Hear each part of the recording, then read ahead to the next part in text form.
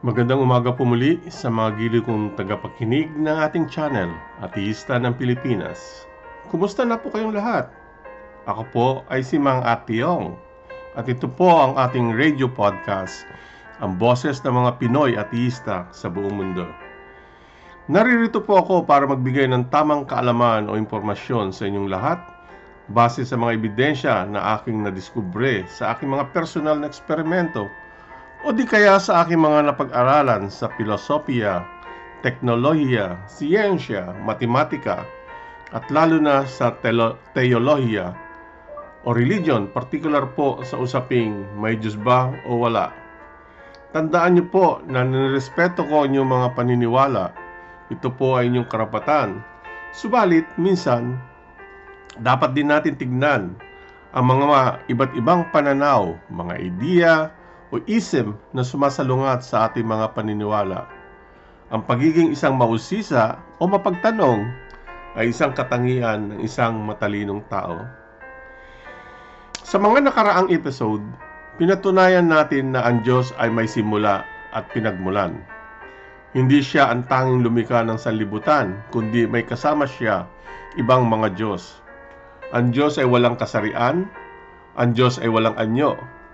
Kahit walang tamang ebidensya na magpapatunay ng mukha ng Diyos ay tunay, nakakapagtaka ang larawan niya ay still na makikita natin sa mga tahanan at simbahan ng mga taong sumasamba sa Kanya. Bakit? Hindi ba nila napagtanto na ang larawan at imahen ng Diyos sa kanilang mga altar ay hindi ang tunay na larawan o imahen ng kanilang sinasamba? Pinatunayan din natin na si Jesucristo ay wala sa Biblia. Ang pangalang Jesucristo ay hindi isang pangalan at apelyido. Hindi siya ang tunay na Mesaya na tinutukoy ng lupang tipan. Hindi rin siya ang anak ng Diyos. At ang litrato na sinasamba ng mga Katoliko at Kristiyano ay hindi ang tunay na larawan ni Jesucristo. Ang mga larawan o imahe na kinikilala ng mga Katoliko at Kristiyano ay pekeng hindi nagpapakita ng tunay na pisikal na anyo ni Jesucristo. Hindi ba nila ulit alam na ang larawan ni Jesucristo sa kanilang mga altar ay hindi ang tunay na larawan ni Kristo? Bakit kaya ang mga deboto na ito ay nagdarasal sa mga peking litrato ng Diyos at ni Kristo? Dito, makikita natin na ang mga milyong-milyong deboto ng Diyos ay walang kaalam-alam na ang mga litrato ng Diyos at ni Kristo sa kanilang mga altar at simbahan ay pawang mga peke o daya lamang. Kaya marahil, hindi nasasagot ang kanilang mga kahilingan pag sila ay nagdadasal dahil mali pala ang Diyos na kanilang pinagdadasalan. Kung ang mga ebidensya na ito ay nagpapatunay na ang mga litrato at pangalan ng Diyos at ni Jesucristo ay pawang mga peke talaga, ito ay malaking kasinungalingan at insulto sa talino ng mga naniniwala sa Diyos. Pero bakit pa rin kaya sila naniniwala sa mga pekeng larawan na ito? Di kaya ito'y bunga lamang ng bulag na pananampalataya o di kaya sila'y tunay na walang kaalaman? Sa episode naman na ito, itutuloy naman natin ang ating tatalakayan sa 7 araw ng paglikha ayon sa libro ng Genesis. At ipapakita natin kung bakit ang kwento ng 7 araw ng paglikha ay puno ng maling impormasyon at hindi maaring ituring na totoo base sa siyentipikong pag-aaral at makatuwirang pag-iisip. Sa episode number 15, pinatunayan natin na ang bertikulo na "In the beginning, God created the heavens and earth" ay naisali ng mali sa Ingles.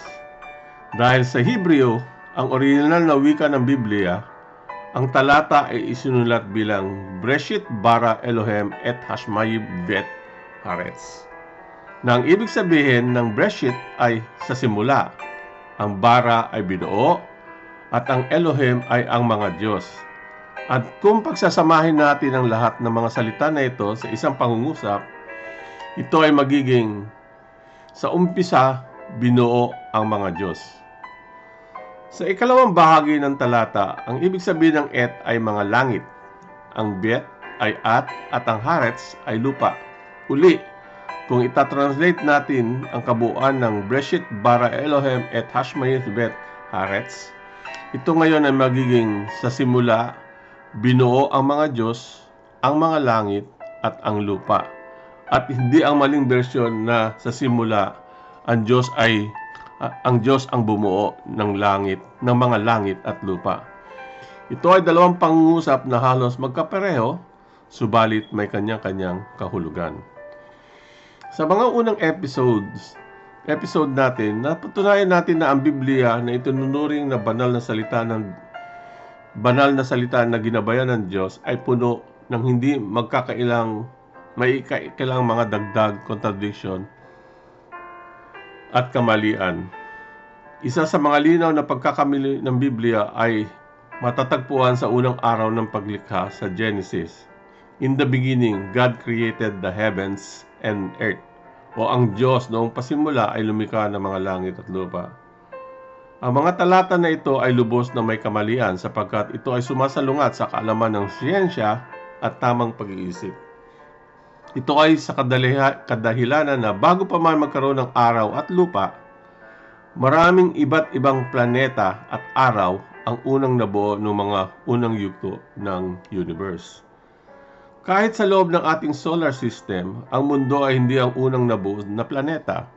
Marami pang ibang planeta, araw at galaxy na maagang nabuo sa ating Milky Way. Kaya't imposible na noong araw ng paglikha, ang mundo ay ang unang nalikha at ang ibang pangbahagi ng kalawakan ay linikha lamang pagkatapos. Dito pa lang mapapatunayan na ang ideya na ang mundo ay nalikha bago ang iba pang parte ng universe ay isang malaking kasinungalingan. Kagaya ito sa paglalalang ng tao mula sa pagiging sanggol hanggang ito ay tumanda, ang universe ay makikitaan din natin kung ang planeta ay bagong silang o ang isang planeta ay malapit ng mamatay. Ang paglikha ay may sinusunod na isang sistematikong proseso. Ang pangalawang malaking pagkakamali ng Biblia ay ang interpretasyon ng paglikha ng mga langit. Tandaan na ang Diyos sa unang araw ay lumikha lamang ng dalawang bagay, mga langit at lupa. Subalit, sa aklat ng Genesis, Corinthian at Juan, may tatlong interpretasyon ng langit. Ang langit ay tinutukoy bilang ang mga ulap o ang sky, kalawakan o ang universe at ibang dimension. Sa pamamagitan ng lohika at proseso ng eliminasyon, mapapatunayan natin na tanging isa lamang ang maaring tama dito sa tatlo. Una, kung ang langit ay tumutukoy sa buong kalawakan at ang mundo ay linagay dito, ibig sabihin hindi ito maaring ang ulap o ibang dimensyon. Subalit ang langit ay hindi maaring ang kalawakan dahil ang kalawakan ay maaring makita at madetect ng instrumento, samantala ang langit ay hindi nakikita o madetect ng anumang paraan. Kaya't hindi maaari ang langit ay ang buong universe. Pangalawa, kung ang langit ay ibang dimensyon, malinaw na ang mundo ay hindi bahagi ng dimensyon na ito. Kung ito ay bahagi, malinaw na lahat tayo ay nasa langit na o nasa langit din. Ngunit hindi ito totoo sa bahagi ng langit ang mundo. Kaya't hindi maaring ang langit ay ibang dimension.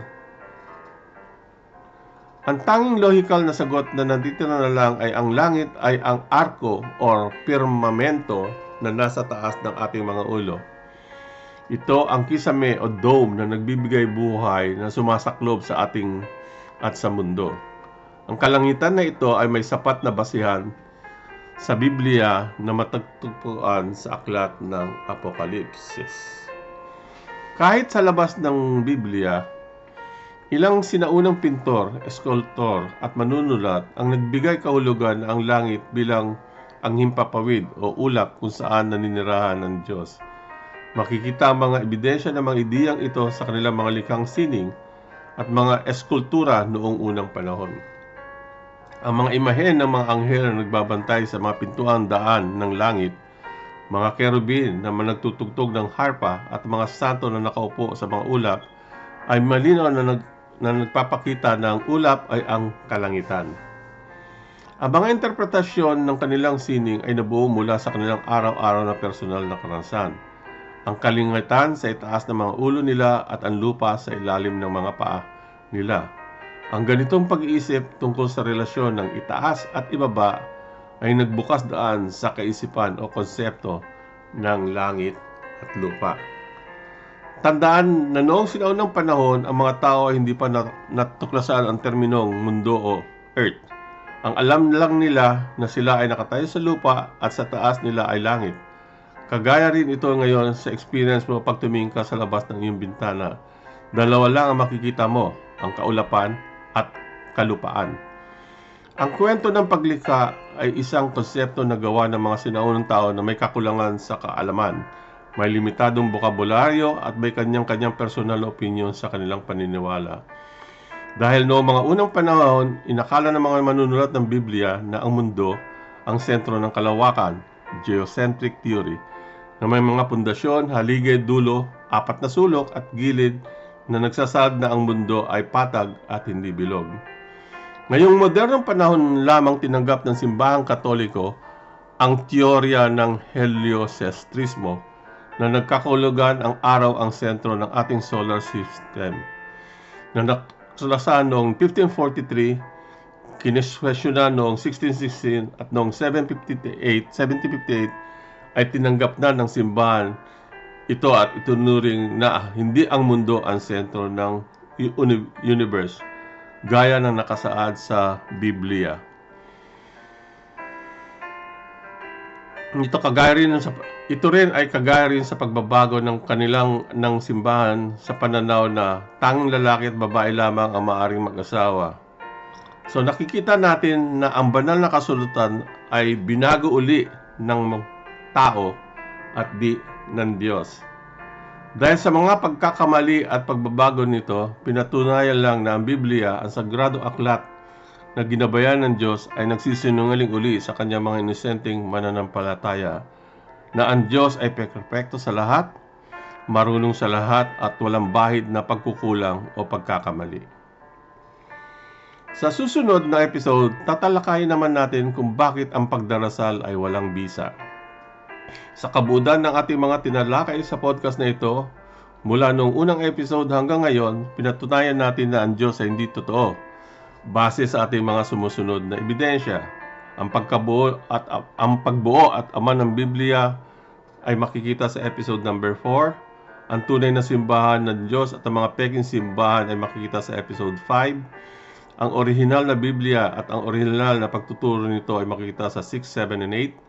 Ang mga mali, dagdag at kasinungalingan ng Biblia ay makikita sa episode 9. Ang pangalang Jesucristo ay wala sa Biblia ay nasa episode 10. Si Jesus ay hindi ang tunay na Messiah ay nasa episode 11. Ang kabustusan ni Jesus ay nasa episode 12. Ang tunay na anyo ni Kristo ay nasa episode 13. Ang mga kasamaan ng Diyos ay nasa episode 14. Sino ang lumikha sa Diyos ay matutungayan sa episode 15.